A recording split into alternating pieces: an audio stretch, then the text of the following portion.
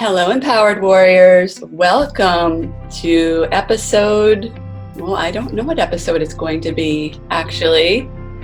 But today I'm really excited because I have another very special guest, my good friend, my soul sister, another soul sister who I feel like from the day we met, we've known each other forever, it seems. So I'd like you to meet my very special friend, Padma Ali. Yay, Padma, welcome. Hi, Angela. Thank you so much for having me. This is such a treat. Oh my gosh, I'm feeling so lucky to have you here. And it is equally a treat, if not more, for me. Yes, same here. Yay. So Padma, I'd love for you to just tell me a little bit about who you are, how you help people, and anything else you'd like to include. Oh, thank you. Thank you for, first of all, having me here. I'm so excited to serve your people in the best way, whatever needs to come through today. And like before we were talking, before we started this podcast, the recording, was like, wow, this is so exciting. We've journeyed together for so long, and to have both of us together and to let the divine speak through us I feel a lot of grace. That's really well said and so beautifully stated. I feel I couldn't agree with you more, Padma. I mean, we really have journeyed together, like parallelly for how old is Anaya? She is almost 4. Almost 4. So you were pregnant, I think newly pregnant with her when we Yeah, met. yeah, yeah. It's been a while. Oh Wow. my gosh. Oh, that's crazy. I love it. Love it. Yeah, I'm Yeah. so excited to be here too. So I help purpose-driven leaders unlock their highest potential so they can evolve their career and their life. So I bring in neuropsychology, which is my background, and then energy healing and wisdom. So these are how I impact my clients. And it's such an amazing journey because I learn so much from my clients as much as they learn from me. And so it's this amazing, I grow with them, and it's pretty fascinating to see that parallel happen even with them. Mm. I love how you said that you are not only are they learning from you, but you are learning from them, because that is true. There is this synergy that happens when we work with our clients, that when it's the right alignment, when it's the right partnership, because that is what it is. Would you Yes, agree? It's a partnership where, yes, we are their guide, we are their teacher, we are their leader, but there's this reciprocity, I think, or this exchange that goes on when we work so almost intimately, right, with these individuals. yeah. Yeah, it's so true. Like even today, I was talking to a potential client, and one of the things that she was asking me how I do this work, and I said, I'm no better than you are. Yes, I'm here to guide you with my knowledge and wisdom and whatever needs to come through me. But most of all, it's about locking arms with you and walking side by side with you to help you discover who you are. Because the Mm, more we learn about ourselves and the more we know who we are, the more we can impact the world. And the people who come to work with me they impact a lot of people in their lives. So so when they can shine their light, it allows the people who they work with to shine their light. that's so true. It's like the ripple effect, right? That we hear so many people talking about. Um, format. So yeah, thank you so much for sharing that, and I really appreciate you bringing that up, because in the Empowered Warrior podcast, that is one thing that I talk about a lot. It's almost like it's this responsibility, right, that we have as human beings living in this world to shine our light so that we can help others become better. So it's not a matter of how many clients we get, or how much money we're making. It's in the end, it's who can I help and Right. how can I serve humanity. Right. Yeah. You said it so beautifully. I know that those are some of the things that we share as values. Yeah. Yeah, that's why Service, we're service. such good friends, right? I Sorry to know. interrupt you. Yeah, no, I feel like that's one of the values we share, which is service. Yeah, And yeah. yeah. Such an important one. And, I'm glad that this is actually, and Padma and I, just so you warriors in the audience know, we have a loose outline of what we're going to talk about, but we don't have anything planned. So, in talking about service and giving, I'm just curious to know what your thoughts are about how that relates to business and the success that you've had, maybe when looking at where you've come from, and if you want to share, anything about where you've come from career-wise to where you are now. How has that idea of service helped elevate you to be where you're at today? That's such a good question. I think service has grown on me, honestly speaking, because my background is in psychotherapy. I was a psychotherapist. I still am one. I don't know why I always say I was, but it's no longer my identity, so it's hard to relate to that. But that's what I did for so many years, for like 20, 15, 17 years. Like that's all I did. And as a therapist, like my goal was to help people. But I truly understood the word service only after I pivoted and just said, okay, I'm only doing coaching. Because the level of service, I don't know, it just felt very different because I was reaching people and my clients from different. I was not restricted just by geographic location or what my therapy license I could do.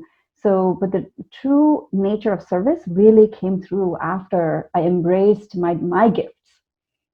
Mm, And that service has been, it's one of my core values of how I show up.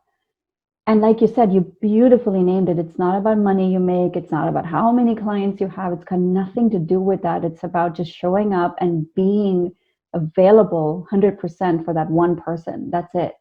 hmm Just that one person, right? Yep. If you can impact one life in your whole lifetime, that's the way I feel, as one person at a time. Yes. Because that one, like you said, that one person might affect another person or two people, and it just goes down in that ripple. And I personally feel that we exist in the most amazing times. I don't know if other people from other generations or thousands of years ago felt the same way, but I feel like we have so much opportunity, even in 2020, Right. with all the stuff, as you know. I don't really like to go into that on this podcast, but there's a lot that people are dealing with. And but the other side of it is there's this beauty that's come out as a result of what's happened in 2020. And I think I'm seeing many, many, many more people get into alignment. Yeah. Yeah. That's so beautifully said because what I notice, unless we, well, this is not always true, but mostly true when we hit rock bottom, when we're struggling, Yes. when we're suffering, that's when we even look for a window or a door. Otherwise, most of us, mm, people in general, like we're just going through life. I was just thinking about it the other day. I'm like, how on earth have I become 44 years old? Like, where did life go? Mm, And yeah. like how fast the days pass into months and months into years, and so quickly it just transitions. Like the time is the only limited commodity, so it goes by very fast. Yeah. And without alignment, without that intention, it's your life will just pass you by. You just said so many nuggets. So what I heard you say, you mentioned your life went by very quickly, and then you mentioned something else that I was like, oh, and I am taking notes. So if you see me looking down, it's not because I'm looking away from you. So I want to make sure I get these nuggets down. So to your point about life is short, that's it's a cliche, right? But I do think that there are cliches that are cliches for a reason, because they're really damn good cliches. Because as you already know, Padma, as I know, and as so many warriors who listen already know, life is short. And we're going to be gone soon. We have the same mentor who was telling us last week, we're going to leave this planet. We don't know when, but even if it's 60 years from now, it's a short time Yes. in the timeline of human history. So I guess my question for you is, how do you navigate through that ideal, both with in going through your day-to-day life? Now I know you're a mom of 2 children, Yeah. amazing children, and an amazing coach who helps these people. I'm just curious to know if you could shed some light on your process of how you navigate that, both personally and when working with people and working even with your kids. Yeah, that's such a good question. By the way, they've been asking about you. We were on the way somewhere towards you or where you live, and they're like, I want to see Angela Auntie. Oh, I want to see them too. I love them so much. And they're like, where's Ayla? I want to see Ayla. I want to see Angela Auntie. I was like, all right, we'll set a date. Don't worry about it. Oh, this is what they said. They said, I haven't seen Angela Auntie in a long time. Every time we go on route, like on the way there, so they're like, oh, I haven't seen her in a long time. That's so cute that they make that association with the even down to the road. Yes, that's Oh, their clue. That's their cue for connecting with you and with Ayla. So it's really cute and funny and sweet at the same time. oh, that is really sweet. Yeah, we have to go get some ice cream and go on our hikes again soon. You'll get a kick out of this. I know we're totally digressing, but I hey, love it. this is life.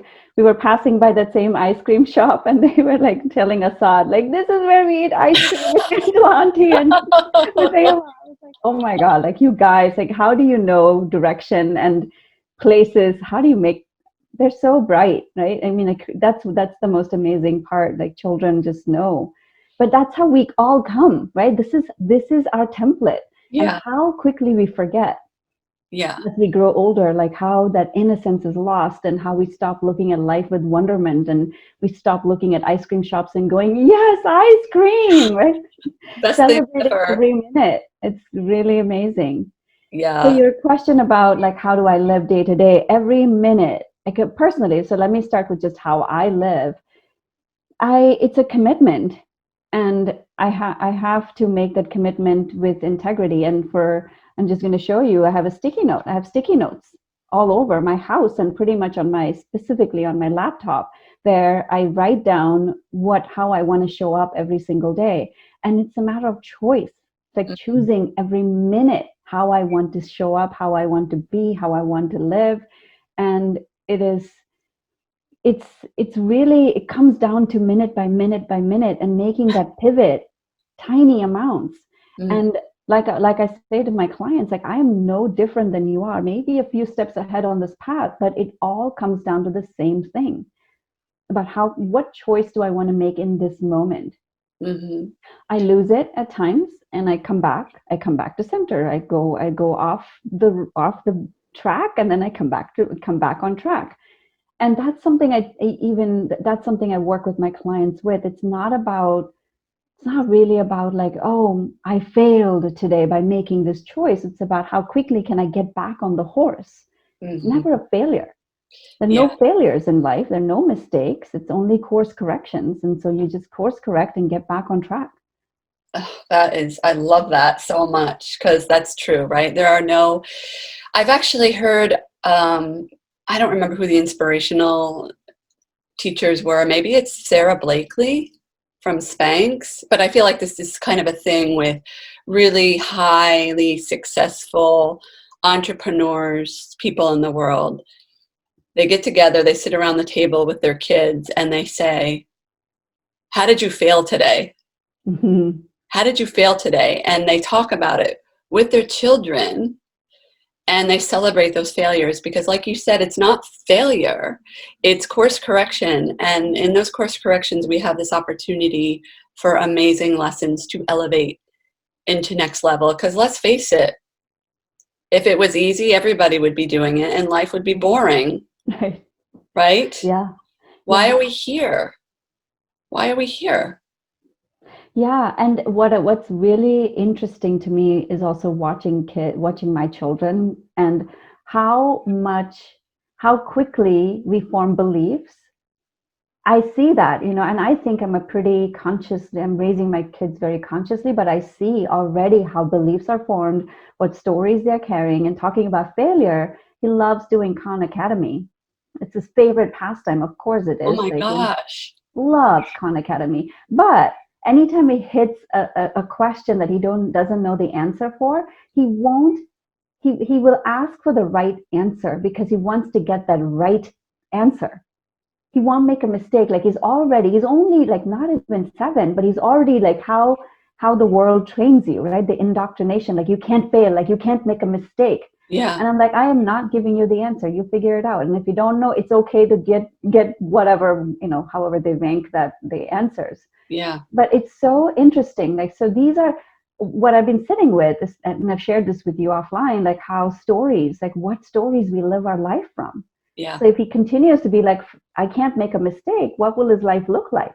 Right. He won't take risks. But this is how we all program ourselves. Yeah, it's so indoctrinated. And you just, again, dropped so many little bombs here. So, where do I begin? First of all, I just want to mention I just found out about Khan Academy like 10 days ago because my husband and I were talking, we were camping out in nature. And I have just been expressing to him my interest in space. Uh-huh. And we get talking, we kind of like start riffing on like nerd stuff because he's very left brain analytical and I'm interested in this. So it's a way that we connect with each other. And he's like, if you're interested in this kind of stuff, there's this, you should check out Khan Academy. And I was like, oh, okay. So yeah, I don't know if I don't, I'm just learning about it, but for anybody in the audience that knows, I don't know if this, is this like a big thing? Is it like a well-known thing? Because I just found out about it. It's a free, the most amazing piece. This guy Salman Khan, he founded Khan Academy, and it's free. It's totally free, right? Free, yeah. And so my husband and I donate to Khan Academy because they help impoverished children have access to knowledge like this. Wow. So it's our way of supporting kids because this is, I mean, it's brilliantly done, so brilliant. Yeah. And it challenges him, and this is his pastime. Oh my goodness, of course, he's my math and me are like, eh. Yeah, yeah. He I loves math. I love that. So, any warriors out there who have never heard of Khan Academy, and I think it's all ages, right? It's not It's just for all ages. kids. And not just math, by the way, not just math. It's like It's all math and subjects. science, right? And yeah, so if anybody wants to sharpen their brain skills, because as you probably already know, that keeping your brain nice and strong is part of our vitality, part of our health. And I talk so much about health and well-being in addition to brain habits, but keeping that actual physical brain strong. So I'm again so happy you brought that up. And I would just love to circle back to your kids if I can and talk to you about what you said specifically about how we're born. We're all born innocent. We're born open. Yeah, We're born expansive. right. And then by the age of, what is it, 7, Mhm. Padma? Yeah, 7 or 8. Yeah. Yeah. We've been programmed. We've been indoctrinated. And you talked about how your son is already afraid to not get something right Yeah. because of the messaging where it comes from, schools Everywhere. everywhere, right? Yeah. Just hearing people talk on the streets like, oh, I did it wrong. Yeah, and simple things like he used to love wearing dresses and dance. And Mm-hmm. now he's like, no, I won't wear dresses anymore, even though he loves dancing and he loves those shiny, sparkly, like, frilly dresses. He Yeah. won't anymore because he's like, no, that's for girls. I'm like, who told you that? And Yeah. that's where I get very like, wow, I have never given him those, or my daughter. She's like very much into just girly stuff. And and till she was like 2, I didn't even have girl toys because I only had a boy by then. And till then, Mm-hmm. already she's like, she likes to, it's like, how do you, where is all this? And the reason I even brought it up is how deeply ingrained these indoctrinations are that we're not even consciously aware of. Yeah, it's exactly. not it's not about the kids per se, it's more about what are we living by as adults. Mm-hmm. What stories Exactly. are we? Yeah, what stories are we still carrying with us is what I'm hearing you saying, right? Yes. That that we on a conscious level don't even realize we're carrying with us until really it starts when we make that choice. And you had mentioned choice and commitment, right? And Yes. making a decision every single minute. I absolutely love that you said that, because it is a choice. It is a choice to decide that, hey, I'm going to get uncomfortable today and do this work, even though it's painful, even though it's the full moon. Oh my God, don't even get me started on that full moon last week. The October 1st, 2020 full moon was hard for a lot of people. Yeah. But what that does is that energy, or however you want to interpret it, those hard emotions, hardness, things that we interpret as hard, if we just remain steady through the storm, those stories that you talked about just peel away layer by layer by layer, right? Yeah. Yes. Yeah, but what you said is so vital. It's about being okay with the discomfort, which is where most people don't. Most people are not comfortable being uncomfortable. Yes. And James, I know there's other people that say this besides James Wedmore, but he often says this on his podcast. People don't want to change. Like, they say they want the results, they want to be that point B of change, but they're not necessarily willing to do that hard stuff, that minute by minute choice that you talk about, Yeah. and being committed to that. Yeah. I'm smiling because in my questionnaire, I have a pre-call questionnaire for people to fill out before they sign up, before we schedule a discovery call.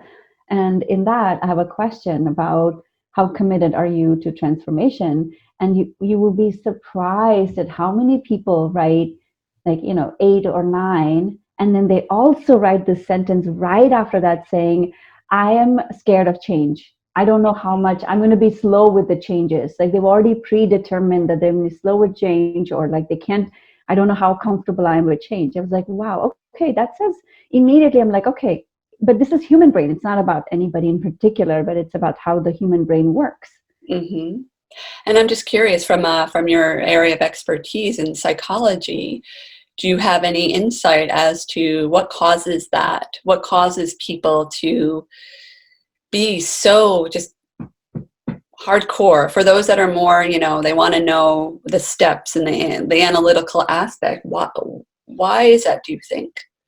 So it comes down to how the brain functions. The brain's only job, or the reptilian part of the brain, the amygdala, which is the storehouse of emotion. I'm going to get technical with you guys for just a few Bring it.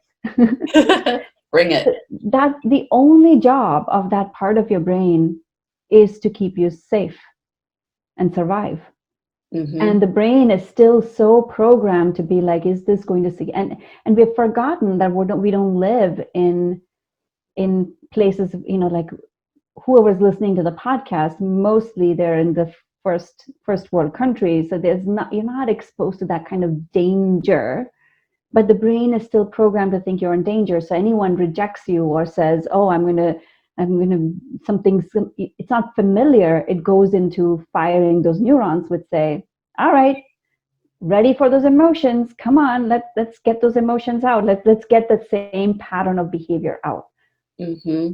And it's about, I teach this to my clients, like about changing those neural pathways, like shift patterns, because we have to break those old patterns. Yeah, Because if you don't break those patterns, you're going to continue repeating how you show up every day. exactly. We're always going to be working from this place of, well, it's like, well, my grandma did this. My grandma used to say this, hence it's still true, even though it's 40 years later, right? Right. We will continue to repeat past experiences unless we break that pattern. Yeah.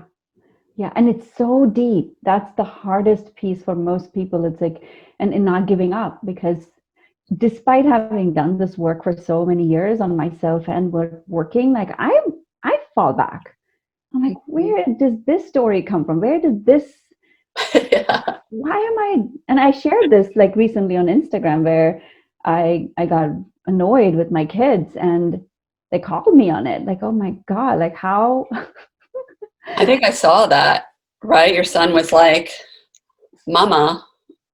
why are you getting, yeah, it was all, yeah, he was like, why are you acting this way? Is exactly where his exact words. Yeah, And I worked on, it's amazing to see how deeply ingrained these pathways are. yeah, Because I yeah, went into overwhelm mode, which is one of my stories and one of my trigger points. I was like, they were overwhelming me. And then I get angry.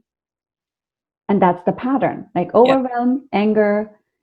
And then I'm like, all right. And this may be very useful for a lot of your listeners. It's not all of you that's overwhelmed. If you struggle with overwhelm, for example, it's a part of you. And usually that part of you is connected with life experiences from the past. And if yeah, you can identify what part of you has that life experience, it'll really help move it, because for most people, anytime we don't feel like ourselves and there's a part of us that's activated, it's usually a younger part. For me, my, like, for example, like the overwhelmed part is like a 5-year-old. hmm, Now imagine a 5-year-old trying to run a house, cook dinner, and take care of 2 kids. But yeah, that's the level of emotional maturity that part of me has. And yeah, of course, she's going to behave like a 5-year-old, yeah, lashing out and throwing tantrums and like lying on the floor and crying, right? yeah, If I had a physical manifestation of how I was feeling, that's how it would come out. yeah, yeah. I'm so glad we're talking about this because I think it's so important to realize that for those of us that are struggling with something, whether it be anxiety, and as long as it's not like a severe clinical issue, of course you want to get the help that you need whenever you need it. But when we are, as humans, struggle with something that's difficult, um, it's good to remember that we are not that. I I've been practicing acupuncture for 12 years now, and one thing that I mean, it was the norm when I started, to hear people talk about my anxiety, right? I hear that all the time. My anxiety is flaring up. My depression is flaring up. Okay, is it do you own it? Are you that anxiety? Is your whole being that Right. anxiety? Do you own that anxiety? And what kind of messages are you sending to your subconscious by saying, my this, my whatever, you fill in the blank, like less than desirable situation? Right. Yeah. Yeah. And the word parts has been so helpful for my clients too, then, because it feels less personal. And then also it gives you a little bit separation. You can work with that part of you. Whereas if it's like, whole of me is overwhelmed, you can't, it's very hard to have to get to work with that. Yeah. Yeah, I mean, that sounds, it's so overwhelming to even imagine that. And that is, again, going back to indoctrination and going back to story, Right. right? Like somehow we've managed to attach us, our ego, our human, to these conditions when it's just part of us and it's just something that is, how can I say, it's not our whole being. So Right. I love that you're talking about parts. What is the formal name for parts therapy? It's called internal family systems. Internal family systems. Yeah. But I believe even NLP has parts work. I Oh, I found didn't. that out recently when I was starting to study NLP, but I didn't know that. But I learned it from internal family systems therapy model. Yeah. It's Yeah, very that's fascinating. so great. Yeah. So effective in really making breakthroughs without necessarily um, going into, well, when I was 4 years old, my Yeah. mom did this, right? Yeah, I love it. I have to say, Padma, I have to really honor you and just recognize you for this very special way that you're helping people. Thank Because, you. yeah, you've really, I've seen you grow so much from, when we met 4.5 years ago to Yeah. now, and you were just on fire. Oh, thank you. I Thank you for know. recognizing and seeing. Yeah. Yeah. I mean, it's just so, your energy has shifted so much, and I can see how you are helping and making that impact in the world to help humanity. Because let's face it, in order for the world to change, by us putting these expectations, this might end up being more of a um, soapbox than I want, but I just see, and I feel like we're on the same page because we talk about society a lot and kind of how effed up it is. But I'm seeing so much stuff, and I actually hid my feed on Facebook because I just don't want to see it during election season. But we have these expectations, right? So many of us, and it that we want so and so, without mentioning names, to do this and to do that, and why are people doing this and why aren't people doing that, without any mind to look within ourselves. Yeah. It's so easy to just point that finger and say, you're wrong, I'm right. And what I love about the work that you're doing and the work that I do too is that we focus on, and even when I had my acupuncture practice, that's why I'm coaching, because acupuncture alone wasn't enough. Right. To get to that, those stories and those deeper layers, and to do that inner work so that when we come out, we know that we can be part of the solution and not part of the problem, and not the finger pointer, not the victim. And I just find that is one reason why I find living in 2020 to be like the most exciting time ever. Yeah, it is. I mean, it is, like we started this whole podcast episode with, till we are faced with challenges, the human mind will not let you look at yourself. And even then, it's a choice that people make. And when they make that choice, oh my goodness, what freedom, right? Like that's what you help people get to, this place of freedom, Yeah, until they look exactly. at themselves and go, okay, what can I shift within me? Yeah. Didn't our mentor say, like, I'm probably going to completely butcher this, to change the world, you need to stop the world, to stop yourself, to stop, Yeah. In order to change the world, you have to change yourself. In order to change yourself, you have to change. stop the world. Oh my God, I'm totally Yeah. butchering it. Yeah. I could Basically, Google. the whole premise was we need to stop ourselves first. We need to stop, in order to change the world, we need to stop the world, and to stop the world, we need to change ourselves. And when we change ourselves, it will change the world. Yes, I think that's you pretty much said it. That's right on. Yeah. And so such a beautiful quote, and it's so simple. And every time he says it, I'm like, yes. And then here we are talking about it. I'm like, what was that again? But it's a good reminder that it starts with us. And I, I just love. I really feel that in my heart that we're on a really positive trajectory right now, and I really want to impart that to my warriors, because if you go online or if you go on TV or wherever you get your information from, that's not the messaging. Right. But I feel like as a result of this conversation, for those listening, there is so many silver linings if you choose to find them. Yeah.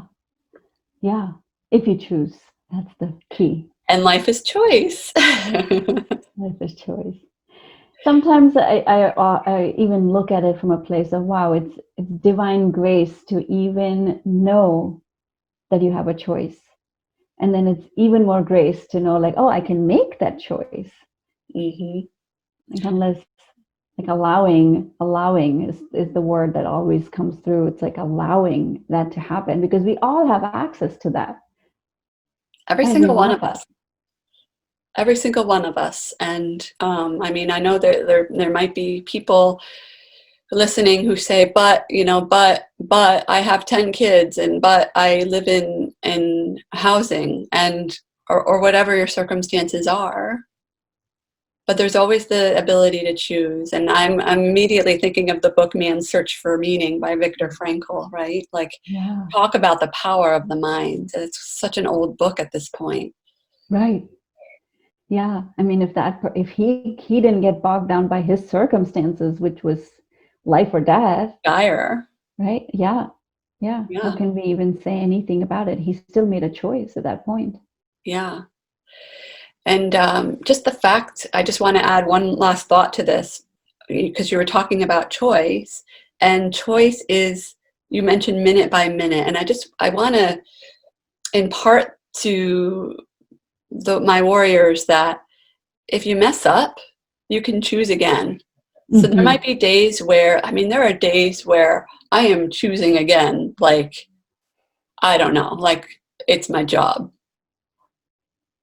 And Right. sometimes that choice might be like, I'm going to choose to lay down and take a nap because that is what I need right now. Yeah. I'm Yeah. choosing to take the afternoon off and spend it with my children, or make myself a really nutritious salad because that's what's going to nourish me right now. It is okay. And it is okay that I'm having some emotions because I'm a human being. Yeah. Yeah. I love what you said there, Angela. It's not really about always taking actions in the physical form, but sometimes it's about, like, just slowing down. It's about nurturing and nourishing your soul and body, and whatever that looks like. Yeah, exactly. Because we, in order to, I mean, many successful people know this too, right? Oprah, I feel like she's like a big proponent of this. Like, Yeah. I got my boundaries. I need X, Y, and Z, and nobody's going to get in the way of that, no matter what. And she's really open about that, and that's one of my coaches, my very first business coach. I think Anna. She said, like, Angela, be like Oprah. Be like Right. Oprah. And sometimes I just bring her in, when I'm feeling like, oh, I need a little bit of, something, something. What would Oprah do? So, well, Padma, this has been such an amazing, just eye-opening conversation. And I know that you'll help so many people when they hear you talk about how you help people and how you help your clients, and just your whole story from where you came from as a practicing therapist to being a mom, and how you navigate through the day to day and have this thriving business. And I feel like you're the living embodiment of what is possible for people who feel that they can't have that. So thank you so much. Oh, thank you. I feel the same about you. I love what you're doing in the world and the impact you're making. Thank you so much. I appreciate that. We're on this together. I know. I'm so glad. Oh my God. Life is so much better when you have a soul sister walking next to you. I Oh, tell you that. locking arms, sister. Yes, Every day. I think we talk to each other every single day. I know. For the Maybe last, God knows, like 2 years now? at 3 years? least. Yeah. Ali, I joke. I talk to you more than I talk to my husband. guilty. um, so I would love to know, so just if there's any pearls of wisdom, takeaways that you'd love to share with the audience today for how they can be an empowered warrior. We'll start with that, and then I have a couple more questions for you. Yeah. So, what I think going back to where we started, like making a choice every minute and not, and if something didn't work out, like, okay, get back on the horse, go back again, get back and do what you started to do. That I think feels to me like the biggest key to how someone can make shifts, because isn't there a research that shows that when a rocket ship or a plane flies even 1 degree away from its destination, like, or whatever, or the 1 degree change in course of direction, oh my god, today I can't seem to get all the facts straight, like 1 degree off course, it'll land the plane like 500 miles away from its destination or something like that. I'm totally butchering up the facts, but everybody gets the point. Yeah, yeah. So with that, like even those tiny change happens incrementally. It's not like this one day you wake up and everything is poof gone. Mm-hmm. Yeah. So these small changes. So that's the biggest takeaway I want all the warriors listening to know. I love that. Very true. Very true. And it really is just about taking one step and putting it in front of another, even if you don't want to. Just a little micro movement can do so much in a year, right? Right, exactly. In a year. And Compound that, imagine, right? what's that? Compound that. It That tiny compounds step. that. One little step at a time. And I would love for you all to think about and consider, where will you be in a year from now if you choose not to do those baby steps, even if they're hard? If you want to have that dream life, if you want to have, I always say banging body, but where will you be in a year from now if if you want to if you choose to stay comfortable or just get a little bit uncomfortable, even making those baby steps. So something to consider. And I heard you say impact. I know we've talked about impact a couple of times. So what does impact mean to you, Padma? And impact to me is exactly where we started this conversation from, like impacting one person. If I can Yeah. impact one life, I know the ripple effects of that. And I see it. I still have clients who call me from my California days, and I haven't lived in California for 10 years. Wow.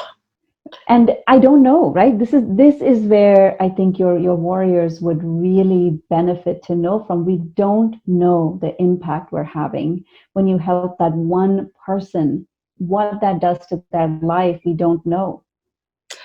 I still have clients like who share with me that they might not even come to me for coaching anymore, but from my California days, they'll send me pictures of their life, because for them it's like, wow, like I have changed like this has changed my life, and I still think about you after 15 years. Like my client said to me, he sent me a photo of his family and said, I'm sending this to you because anytime I have a milestone, I want you to know like what I still think about you. Oh, And wow. I'm blown away. I didn't realize the impact I was having. I don't think he realized what impact he was making in his own life. It's not about me, right? It's not about me. I want to make that very clear. It's about the choice they make, you make, That's to so better beautiful. your life. And that impact, like think about the impact you're having on your own self when you take that one step. Hmm. Yeah, even if it's uncomfortable. I love that. That is so beautiful. And that, I mean, what you just described must be how like a school teacher feels, right? When they hear Yes. from their kids when they're all grown up. Yeah, that's beautiful. Thank you for sharing that. Thank you. And lastly, I would love to know if you would like to share with the audience how they can find you, how they can find out more about you. Where do you hang out? Oh, thank you. Yeah. That's I hang out in 3 places. I have my own podcast, which I'm going to have you come on very soon. It's called Create Your Vibrant Life Podcast. And LinkedIn, So I'm on LinkedIn and Instagram. On LinkedIn, you'll find me very, very, very, very putting on this the hat of a CEO, I guess.